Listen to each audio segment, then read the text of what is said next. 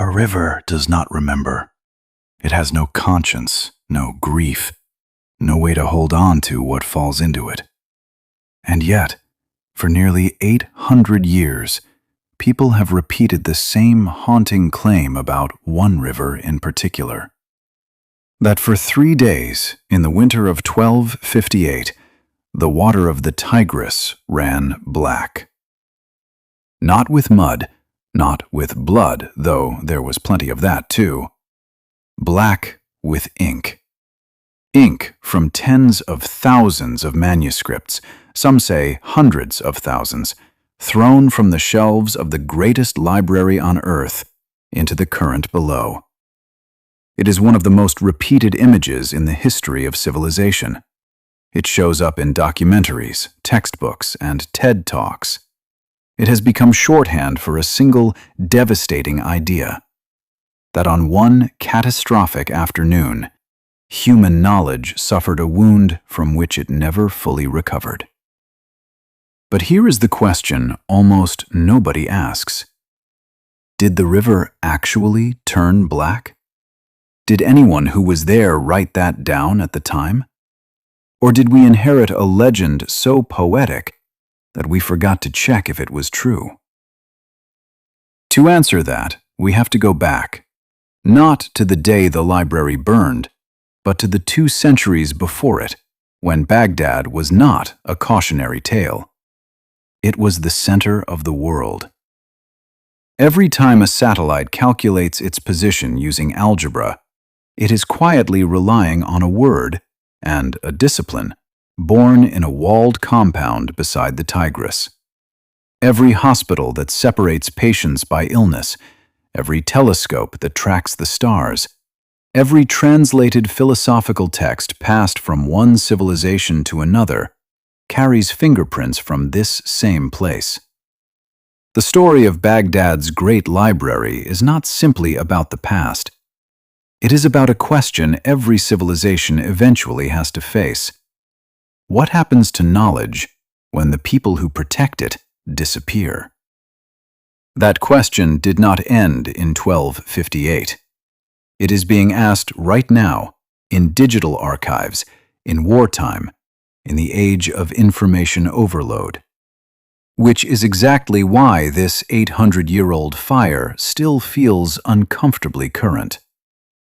In the year 762, the Abbasid Caliph Al-Mansur chose a patch of land on the western bank of the Tigris River to build an entirely new capital. He called it Madinat al-Salam, the City of Peace. Court astrologers reportedly studied the stars before he broke ground, a detail that tells us something important. This was a city built with deliberate, almost obsessive intention. Within a few decades, Baghdad had grown into something the medieval world had rarely seen. A metropolis of perhaps 500,000 people, laid out in a famous circular design, with the caliph's palace at its center like the hub of a wheel. Merchants arrived from China with silk and papermaking techniques. Traders from East Africa brought ivory. Scholars came from Persia, India, and the shrinking edges of the Byzantine Empire. By the early 9th century, under the reign of Harun al-Rashid and later his son Al-Ma'mun, Baghdad had become the wealthiest and most intellectually ambitious city on the planet. And at the heart of that ambition sat one institution that would define the era. Historians know it as Bayt al-Hikma, the House of Wisdom. According to the earliest surviving accounts, including the 10th century bibliographer Ibn al-Nadim, it began modestly, possibly as a private collection under al-Mansur, before al-Ma'mun expanded it in the early 800s into something closer to a royal academy, part library, part translation bureau, part research institute. Here is where the story gets more complicated than most documentaries admit. For decades, popular accounts described the House of Wisdom as a massive university with hundreds of employed scholars and its own dedicated observatory. Contemporary historians are more cautious. The precise scale of the institution, how many people worked there, whether it had a single grand building or was more diffuse, remains genuinely debated among scholars because so few primary sources from the 9th century survive to describe it directly. What is not in dispute is what it produced. At its core was the translation movement, a sustained, state-sponsored effort to translate the surviving philosophical and scientific works of Greece, Persia, and India into Arabic. This was not passive copying. Scholars like Hunayn ibn Ishaq, a Christian physician and one of the greatest translators in history, didn't simply convert Greek medical texts word for word.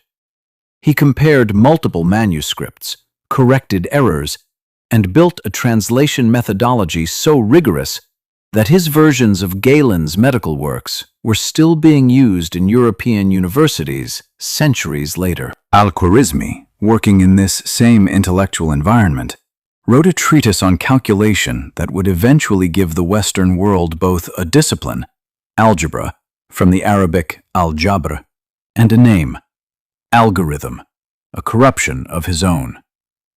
His work on Hindu-Arabic numerals helped carry the concept of zero westward, replacing the clumsy Roman numeral system that had made complex arithmetic nearly impossible. Al-Razi, a physician working in Baghdad's hospitals, wrote a differential diagnosis distinguishing smallpox from measles centuries before germ theory existed. Al-Biruni measured the Earth's circumference with startling accuracy using trigonometry. And Ibn Sina, known in the West as Avicenna, would later compile a medical encyclopedia so comprehensive it remained a standard textbook in European medical schools into the 17th century. None of this happened in isolation. It happened because Baghdad had built a machine for accumulating and refining knowledge across religious and cultural lines. Muslim scholars working alongside Christian and Jewish translators. Persian bureaucratic traditions merging with Greek philosophy and Indian mathematics. For nearly 2 centuries, that machine ran almost without interruption. But no golden age lasts forever. And by the middle of the 13th century, the empire that built this machine was already showing cracks, long before a single Mongol horseman ever came near its walls. By the 1250s, the Abbasid Caliphate was a shadow of its former political strength, even if Baghdad itself remained a jewel of learning. The Caliphate had fractured into competing regional powers for generations. Meanwhile, far to the east, a new force was reshaping the map of Asia with terrifying speed. The Mongol Empire, forged by Genghis Khan and expanded by his descendants, had already swallowed much of China, Persia, and Central Asia. Now, Hulagu Khan, Genghis Khan's grandson, turned his attention toward Baghdad, ostensibly to punish the Caliph Al-Mustasim for refusing to submit and to eliminate remaining resistance in the region. Historical accounts describe Al-Mustasim as underestimating the threat, failing to properly fortify the city or secure meaningful alliances with neighboring powers. When Hulagu's envoys demanded surrender, the Caliph reportedly refused, apparently believing Baghdad's spiritual prestige alone would protect it. It would not. By January 1258, a massive Mongol force had surrounded the city. What followed was not a quick raid. It was a siege, methodical, overwhelming, and, according to multiple chroniclers of the period, devastating almost beyond description. In mid-February 1258, after weeks of bombardment, Baghdad's walls gave way. What followed has been described by contemporaries and near-contemporaries, including the Persian historian Atta Malik Juvaini, who wrote under Mongol patronage, as a massacre of staggering scale. Estimates of the death toll vary enormously across different historical sources, ranging from the tens of thousands into the hundreds of thousands. And modern historians treat the highest figures with real skepticism, since medieval chroniclers on all sides were prone to exaggeration for political or moral effect. What is agreed upon is that the destruction was severe, sustained, and deliberate. The Caliph Al-Mustasim was captured and executed. Mosques, palaces, hospitals, and libraries across the city were looted or burned. And somewhere in that chaos, the House of Wisdom, or whatever remained of it by that point, was destroyed along with the rest. This is where the legend of the Black River enters the story. It's a haunting image, repeated for centuries, that so many books were thrown into the Tigris that the water darkened with ink, or that discarded volumes formed a bridge sturdy enough to walk across. Here is the uncomfortable truth serious historians have to sit with.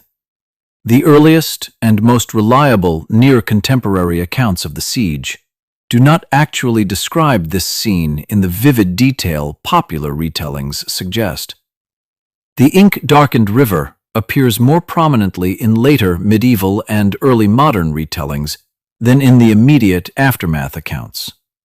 That doesn't mean it's pure invention. Libraries and archives across the city were, without question, destroyed, and there is little reason to doubt that manuscripts ended up in the river during the chaos. But the specific, cinematic image of a river turning black for 3 days is very likely a later embellishment layered onto a real and devastating event, rather than a verified eyewitness fact. This distinction matters, not because it makes the tragedy smaller, but because it shows how history and legend intertwine, and how important it is to separate what we know from what we've simply repeated. So what actually disappeared that winter? We know entire libraries across Baghdad were destroyed, not just the House of Wisdom, but private collections, mosque libraries, and archives accumulated over nearly 5 centuries.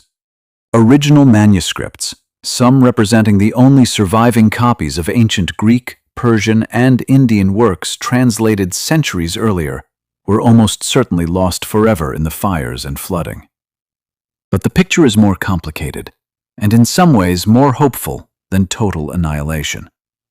By the 13th century, the intellectual output of Baghdad's Golden Age had already spread far beyond the city itself. Copies of key translated texts existed in Damascus, Cairo, Cordoba, and cities across the Islamic world.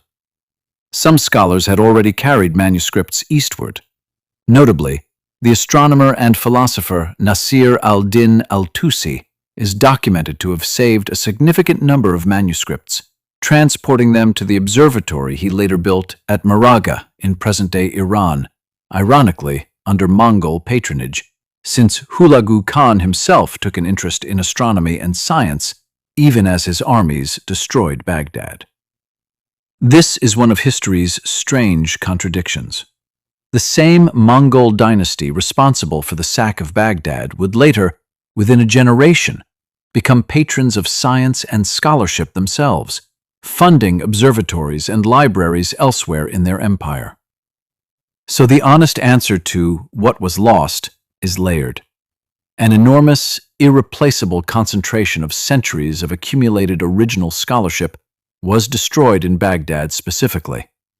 But the broader intellectual tradition, the mathematics, medicine, and philosophy developed there, had already been copied, translated, and dispersed widely enough that it survived, even as the city that produced it was devastated.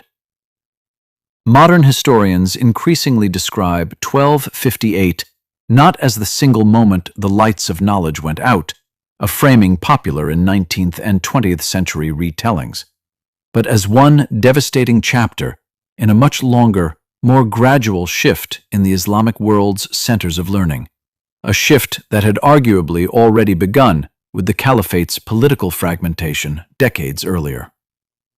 The legacy of Baghdad's Golden Age didn't vanish in the smoke of 1258.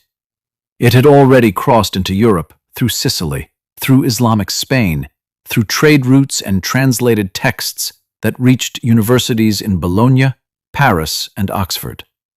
Al-Khwarizmi's algebra, Ibn Sina's medical encyclopedia, Al-Razi's clinical methods. These didn't disappear.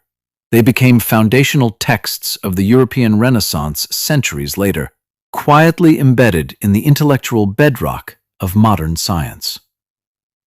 Today, when we talk about preserving knowledge, digital archives, backup servers scattered across continents, international libraries duplicating irreplaceable manuscripts, we are, whether we realize it or not, responding to the same lesson Baghdad's destruction teaches us. Concentration of knowledge in one place, however magnificent, is fragile. Distribution is what allows ideas to survive catastrophe. That is perhaps the truest legacy of the House of Wisdom.